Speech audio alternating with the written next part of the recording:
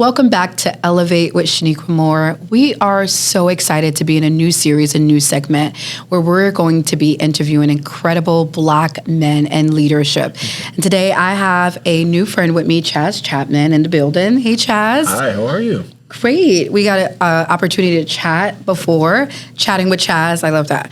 I have to pin that somewhere. Right? Yes. So today we're going to talk more about philanthropy and Black people in that space. But before we get started, I want to read Chaz's bio, and then we'll jump into our first questions.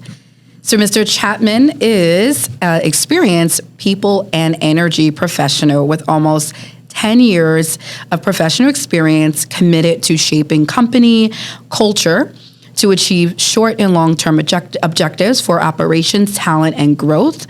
Mr. Chapman is currently a senior associate in the Siegel Group within its organizational effectiveness practices, and he focuses on organizational and operational assessments. This is really important.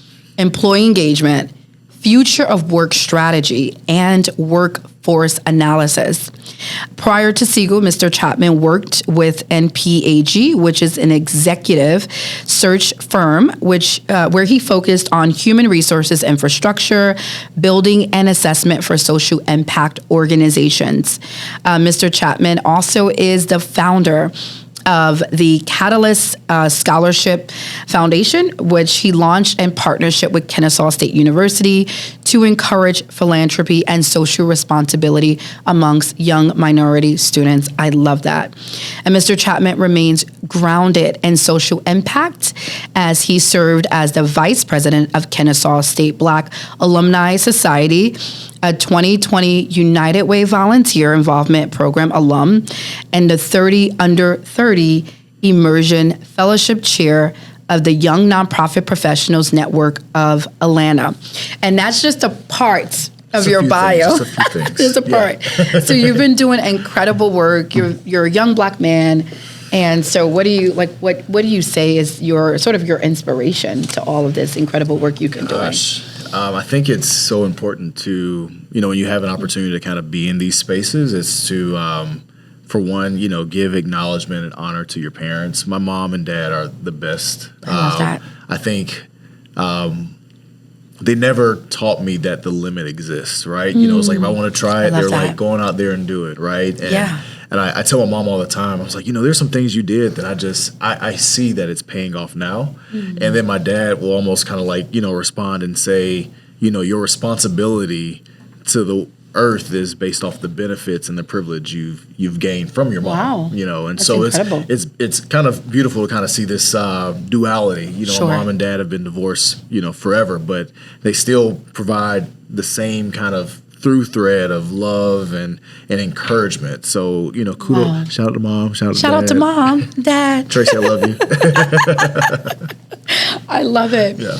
I love that. I mean, it's like I never heard it in that respect, but it makes a lot of sense. Like your responsibility is based on your benefits and your privileges, right? So it's like, well, what do you do when you have privilege? Yeah. Do you sort of keep it to yourself, or do you use that for change? I'm supposed to tell you, you're supposed to use it for change, but the reality is I think all of us, we hold on to our privilege and we use it to benefit us as much as we can. And so I'll say the true side, the truest of me understands that, with privilege does come a bit of selfishness, but in reality is, whatever you give that is not the expectation or whatever you give that's out of your abundance is certainly, I think, is welcome, and so I think to your point, it is about change. I don't think we should sit down and waste our time, after you finish up work and, you go to the gym or whatever, we kill ourselves just sitting still and not helping out others, when we forget that others have it worse than us, or not even that worse than us, but they have a different life. We limit our learning, we limit our aptitude to understand the world around us. That's so, I love what you're saying, and it reminds me of what you told us before we started going live, and that was about your why into this work. You talked about after undergraduate, you went into nonprofit. Can you share that story with us? Yeah, so nonprofit world, you ready? All my nonprofiters out there. Carrie, like, stay strong, stay strong. Yep. So yeah, I started out, as I was telling you before we got started, I started out in nonprofit, and I loved it. I love it. I will continue to love it. I started at Agape Youth and Family Center, which is located in Northwest Atlanta. You all check them out. Shout out to the team there. I thank you all yet again for creating this space for me to walk in, being a nonprofit leader. It's awesome. But I started at Agape, and they took a chance on this very young, hungry guy that was like, I'm gonna do whatever, right? Yeah. Like, you say gonna give me this much for a sale? Okay, yeah, I'm going for it, right? And but the opportunities that came with it, like, I wouldn't have even thought to add it to my, like, roadmap. It wasn't on my bingo card, right? Yeah. And I remember starting in May, and I kid you not, the next month, my development manager was like, oh, by the way, we're starting a capital campaign next month. And it's like, sure, great. Like, what is that? Capital campaign. And they were like, well, yeah, we're going to raise $8.5 million to move into a new facility. Wow. And this nonprofit, Agape, still is one of the best well-operationalized, well-ran, well-orchestrated programs that's dedicated to really, changing the trajectory of children in Northwest Atlanta. Wow. And at that time, we were serving, I want to say, about 89% of the students there were Hispanic, Latinx. The other 11% were Black, African Americans. And we did this capital campaign launch in somebody's very nice mansion. Yeah. Like, in one of their just event rooms, right? Wow. Like, they had enough space to have like 40 people in their house comfortably in a wing of their home. And but beautiful event. And I remember just hearing some gentlemen speak, some white gentlemen, that they were just kind of sharing information, sharing knowledge. I think they might have both been in, like, wealth management, financial services, and they shared the average American doesn't have an emergency savings, available for a $500, charge or emergency. Yeah. And I was like, I don't have that either. Right. Yep. But it amazed me. That was kind of the first part, but it amazed me that these folks were just coming because their friend invited them. They said, hey, I'm supporting this cause. Would you like to be a part of it as well? Yeah. And they brought, all these people, like I said, 40 people, just to pretty much pledge a certain amount to support this $8.5 million campaign. It's incredible. And I remember leaving that event that night, and I was like, if they can do it, I got to figure out how to make that happen for my community too. I love it. And I didn't have a framework. I didn't have a template. But I just felt like it just unlocked something. It was like, if they can do it for a community that doesn't even look like them, then what can I do for people that do look like me when it's dedicated for them and it's from my lived experience as well, or a shared lived experience? No, it's incredible. I have, like, mixed feelings. I'm thinking about 20 things at one time. Gotcha. When I hear like these things about wealth strategies and just wealth in Black communities, especially in a nonprofit space, it reminds me of the fact that it's very recent, right? That Black people have been finally, rising up in terms of wealth. And we know why. 400 plus years of slavery. Black Wall Street completely destroyed. Jim Crow laws. Just access to public transportation. Jobs, bias, voting, all those kind of things. Education. And there's still a lot of disproportionality within every system in America. So, it does make sense why the playing field isn't level in terms of wealth and philanthropy in a Black space. But you talked about being in that room, and I would imagine you were the only Black person there, or one of the only. If I be honest, the people that were Black that were there were probably the people that worked at Agape. But they weren't the philanthropists. They weren't making the contribution. Right. No. That's what I figured. That's what I thought. Right. Yeah. And so what would it look like, right? And that's sort of what your thought was. Like, we need to be in these creating and curating these spaces and raising these dollars for communities that look just like us. Exactly. So tell me, like, just give me a little more about that, like, Black in the philanthropic space. What has it been like for you so far? Yeah,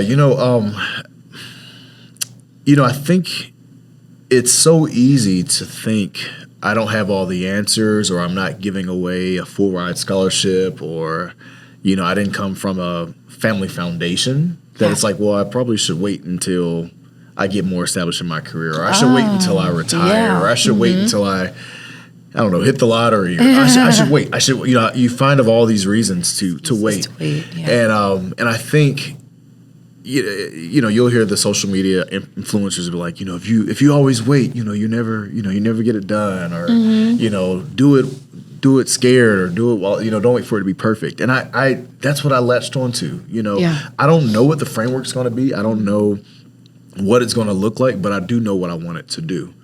And so me knowing what I wanted to do was the motivation. And then what really kind of crystallized or codified that motivation was when I invited others to the table, and they were like, they just ran with it, right? And so, incredible. You're talking about like, what is the next step look of that? Yeah. It was, okay, they did that at their house. My house isn't that big, but right. I can put a couple of people in my house. Sure. And my birthday's coming up, so let's try it. And so the ask was like, hey, let's raise $1,000. And folks leaned in with it, and we raised like $1,600. I love that. And so for me, it's, don't be afraid to be the first person to do it. And even if you end up being the first person to do it and fail, they're never going to be able to take away from you. You kind of laid that foundation, right? You laid the inspiration. You were the architect for this idea. I love and that. So, if I'm in a position where my community can look to me to be a good steward of those resources and to welcome them into philanthropy, then I feel like I'm doing something right. Wow. I love your story. It's so inspiring, and it gives me a lot of hope for the future, for our community. As a Black male, what is it like being in that space, the philanthropy space, being a young Black male? Yeah. I think it's exciting because it's like it's not that many of us, and so when I talk about what I do, I have to let people know, like, no, I'm not like I'm not a nonprofit that's like looking for you to like write a check or give me like backpacks or like help me like give food. I was like, actually, I'm trying to like give out money to like change a generation. Like I've had to actually change like the narrative of like I run a nonprofit. And I think part of that is I hate to say it, but I'm sure you're in the space to know like being a Black person like running a nonprofit is kind of like expected. Like you're asking, oh, what do you want now? What do you want now? It's almost like church. Like, hey, we got this 50-year ongoing, building campaign. 50-year building campaign. And I think part of that is, I learned a lot about what strategies worked. And so for me, being in this space is knowing and understanding how to pivot so that your message can really be amplified. And so, I don't want people to think that it's almost like being a salesperson. I don't want them to think they're doing me a favor by contributing to this cause. Yeah. I want them to know that they're being afforded an opportunity to be a part of this magic. Because the magic is love that. You're a part of. Can we borrow that? Of course, take it. You're being afforded an opportunity to truly change the face of entrepreneurship. You're being afforded an opportunity to attend an event where there are 90 plus Black people that are all saying, you know what, I'm going to give and contribute to this cause, and we're going to toast with champagne. This has just happened last month for my birthday. I'm speaking from real experience here. But no, I tell people like, being there is seeing the trajectory change. Like if you, for all my Marvel fans out there, if you're like into like the whole like timelines and stuff like that, like I want this to go down in history as like when something changed. Like when I want people to attend this event and say like that was it. That was the moment. Catalyst. Yeah. There you go. So that's where the name came from. Yes. The idea is like, how do we be catalysts for change in our community? I don't want charity. Like, I mean, yes, we need those people that are going to give you a backpack or give you a meal. Yeah. But we need people that are going to teach you how to fish too. Yes. Like when you teach me how to fish, and you teach me how to fish and give me my fishing rod and give me the worms. Okay, we got something to work with. Wow. So that's where it's coming from. So when you talk about what does it look like, what does it feel like, it gets lonely because not everybody understands the culture of philanthropy. People are afraid to ask to give, right? And I mean that's part of philanthropy is asking to give. Sure. But it's so much fun when you see your vision unfold and people come to you and say, I get it. Like, this is great. Like, I got to tell somebody else to come. Like, I had 3 people this time at the event. They were like, hey, would you mind if I invite like 5 other people next year? Please, like bring them. That's 15 more people that are added to this DNA of giving. That's incredible. All for it. And what I really do see here as a visionary, I love to vision when people are talking, and you're a great talker and storyteller, is almost a trajectory change. Like there is a shifting in a generation. I don't know if you're a Gen Z. I assume you're a Gen Millennial. Z. Okay, millennial. Let's go. Yeah, I was born before Toy Story. Toy Story. Got it. I was born before Lion King. Okay, before Lion King. Yeah, I was born in 91. Okay, all right. You're safe. I say, yeah, we're part of the. So I was going to push you over to Gen Z. I was going to say, please don't. Shout out to the best generation there is, millennials. Yeah, yes, Sorry, we're y'all. Down, even though there's so many other things going against us, but we got it. But we're the ones. We're the ones. But that's what I really see. I see you being one of the catalysts that's shifting the trajectory in this space. Yeah. I think it takes courage, especially as a Black man, to step out and to say, I'm going to do this for my community, and to be on the other end. It's like you talked about that reframing part. Like, no, I'm not trying to ask you for a book backpack. I'm trying to give you a donation, and to be on the other side. I think it's just transcending to me. It's transcending, but also, it changes your posture a little bit. Yeah. Like when you realize that there are people that are going to support this simply because of you, that's one thing. But then when you realize people are going to support you because of the mission, you get like a double whammy. You can't, when you see people at this event and the way that they get excited and they get dressed up and they show love, and when I'm making this announcement, hey, here's our scholarship recipient last year, or this is our cause, and to see everyone just like paying attention, it's an energy that you just unmatched. It's unmatched, because it's like all these people in here are bought into this. Like they are bought into, in this very moment, they're bought into that. Yeah, and we have to find a way to amplify this even more, especially in a Northeast space. And I think even like setting this as a example for young people, like you can get into the philanthropy space too. So I don't think a lot of children, when they're thinking about what they want to be when they grow up, think about being on the other side. Yeah. So I wonder, how could we inspire a generation? It's funny you say that, because Black people, you talk about church, particularly around, giving in church, that's all we did growing up, right? Like, tithes and offering, you just know, like on Sundays we're giving our money to the church is going to be stewards of that, and they're going to give to this, they're going to give to that. Right. But if you look at our counterparts, I mean, they're dedicating money from their bar mitzvahs, they're dedicating it to social impact. When you look at, our counterparts, they are being taught philanthropy at a young age, because they're also being taught to be good stewards of the money that their families are going to leave for them, which also has I'm sure a tether to, what does financial management look like? What does generational wealth look like? What does taxation look like? What is it like to manage this stuff, right? Yeah. And I think, a lot of times we don't know what all is going to be accomplished in the mission until you start working on the mission. And so, now that we've created, like, let's just give out scholarships, now it's like, well, what if those students actually end up being people that want to start nonprofits? Well, now let's make sure we get them grants too, so we can support them through that work. But then the next level work is, well, when they're in those nonprofits and leading those nonprofits, money's not going to be the only thing they need. They're going to need some kind of guidance, right? So let's get them pro bono consulting, right? Let's teach them about HR best practices. Let's teach about, how do you leverage the workforce? How do you leverage development best practices for your fundraising? So, I think, and I'm kind of blanking a little bit on your last question, so I'm going to try to reel it in. You just remind me if I inspiring a next generation. So inspiring the next generation is literally telling people, what was it that you needed when you were there, and how do you make sure, not rewrite history, but how do you just pivot a little bit so that the next person in your shoes has at least a little bit more advantage than what you had, right? Yeah. And so teaching that at a young age, and I think even going back to like college, how amazing would it have been if I would have had, or if anybody would have had $1,000 scholarship that went towards their tuition.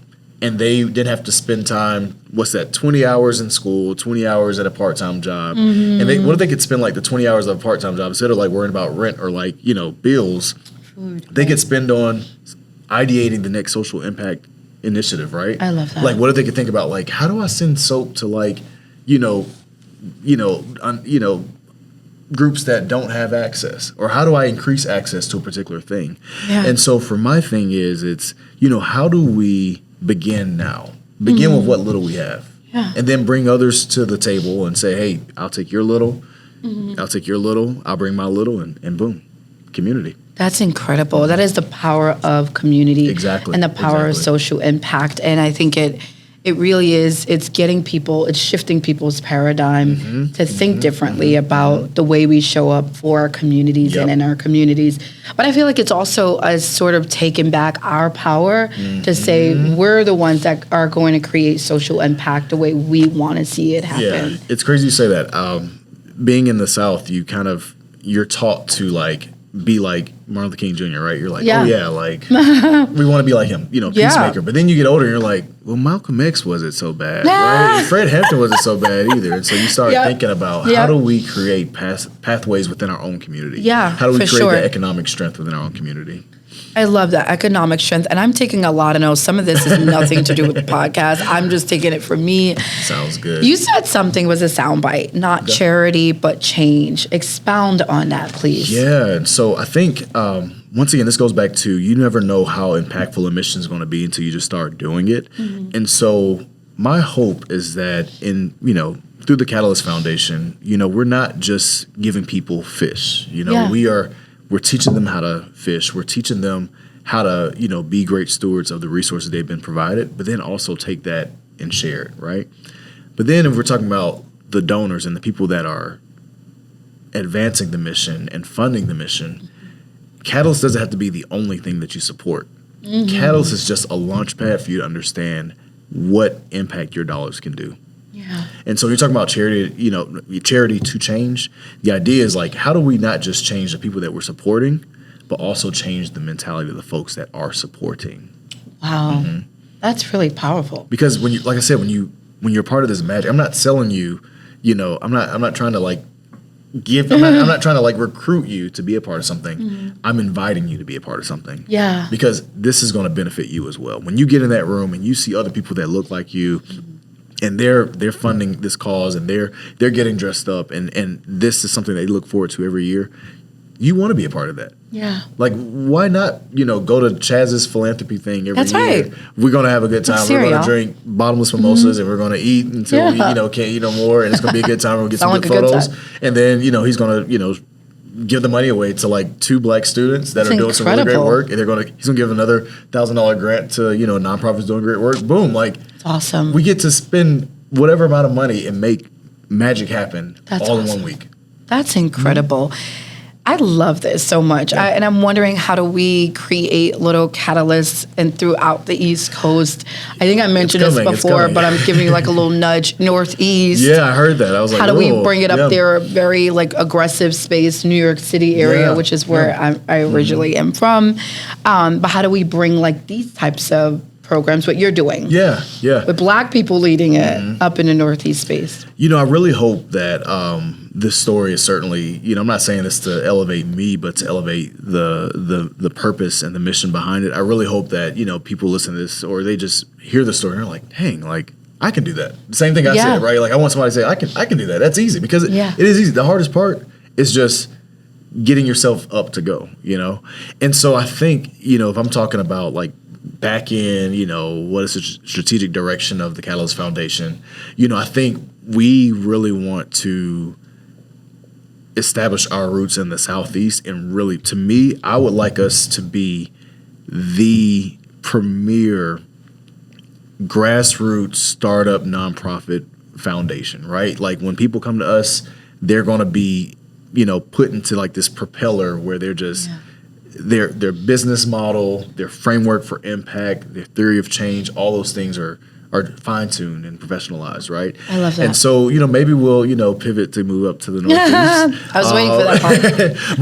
but even, beyond that, I think it's even expanding, where do we fund? And I think that's something that, not I think, I'm the CEO, I'm the founder. I know that it's a part of the purview in the future, but I want to make sure the home's taken care of first. Yes. But if somebody wants to take it up to the Northeast, we can talk. Yeah, I love all this. And what are your areas of focus right now that you're prioritizing in terms of funding? Yeah, so funding is really going to be, for those of you who are familiar with the nonprofit space, we filed a 501c, a Form 1023 Easy form. So essentially, I'm not looking to make more than $50,000 within our operating budget, at least for the next few years.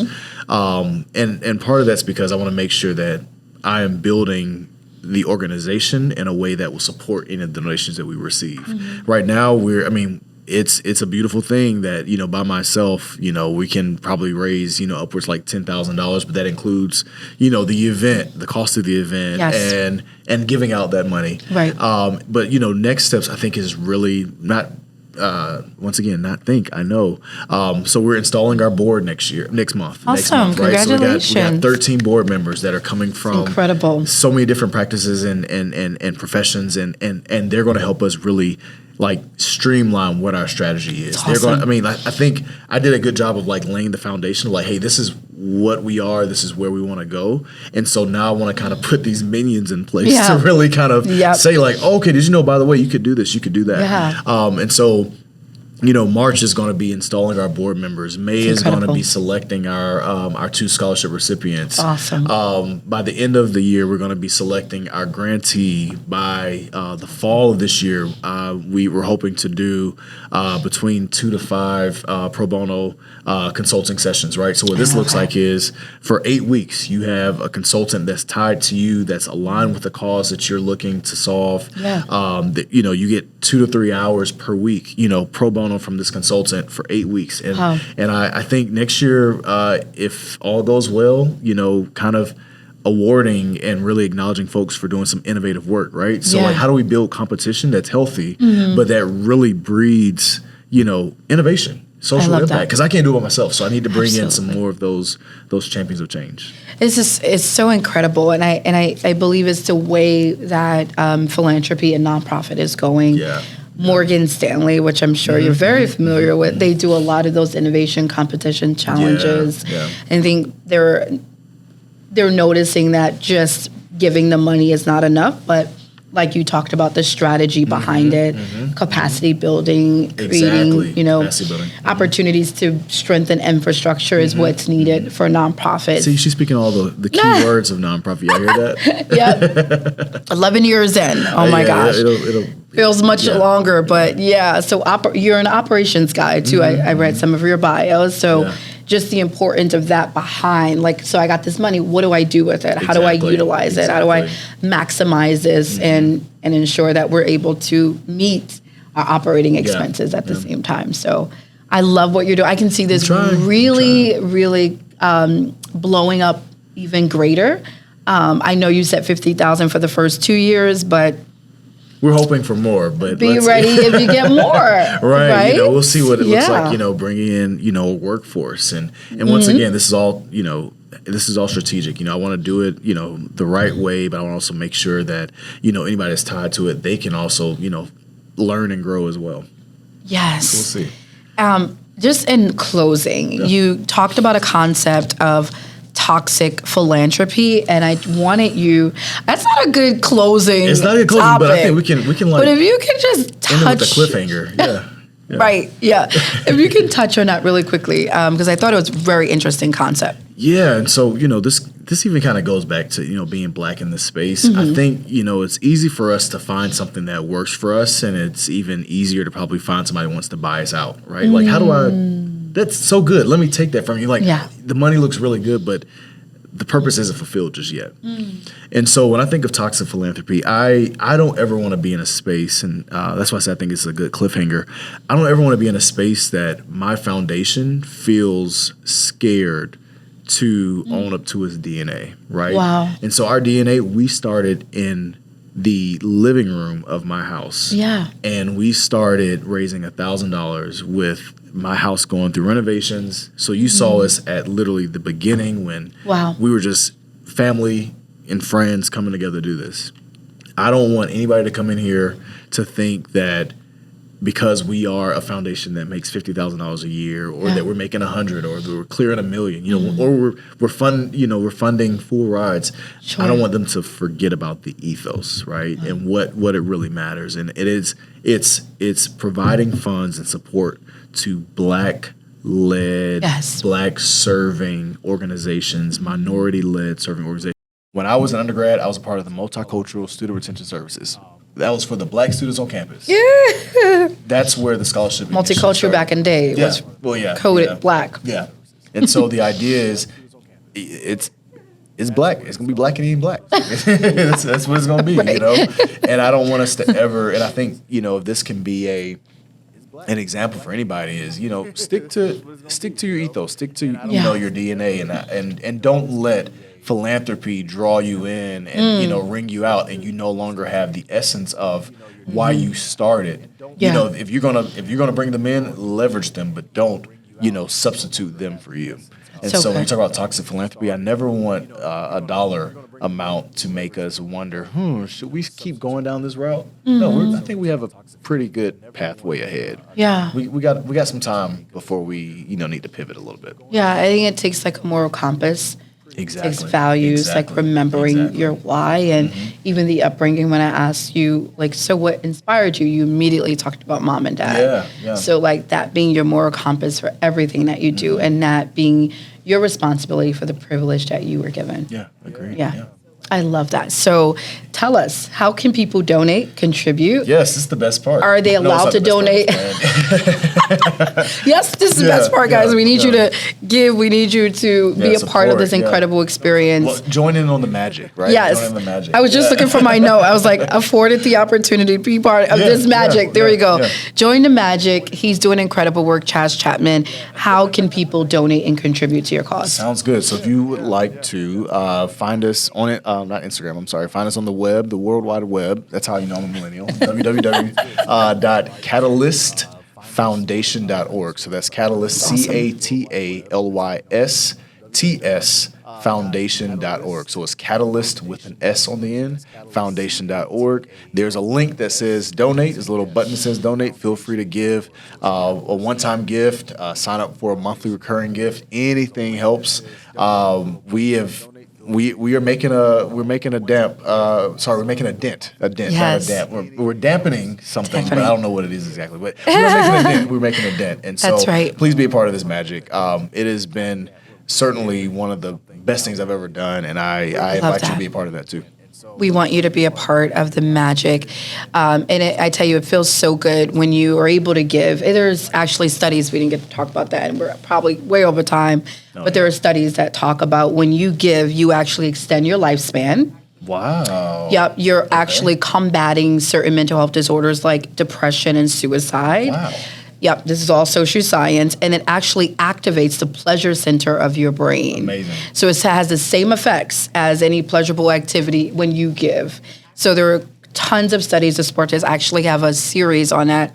Go on YouTube, The Power of Giving, where I talk about this study. And so, please use that. Yeah, please, because it's needed. And so just speaking to the importance of giving. So please give, donate, contribute. Your life will change because of it. Yeah, definitely. Yeah, thank you so much, Chaz. It's been a pleasure. We want to bring you back sometime in the future to see where things are, maybe towards the end of the year. We got a long way to go. Well, it's only 9 months, but dang, it's gonna go by fast. It's gonna go by fast. Yeah, it'll go by fast for sure. So, guys, we appreciate you. Thank you so much for supporting our content. Do us a favor, elevate this message by sharing it out with a colleague, a partner, or a friend. We want to make sure that they're empowered just as much as you have been listening to this. Don't forget to follow us on iRaise.org on all social media platforms and podcast platforms at Elevate. And don't forget to follow me at Shaniqua E. Moore. We love you guys. Stay tuned. We'll be back.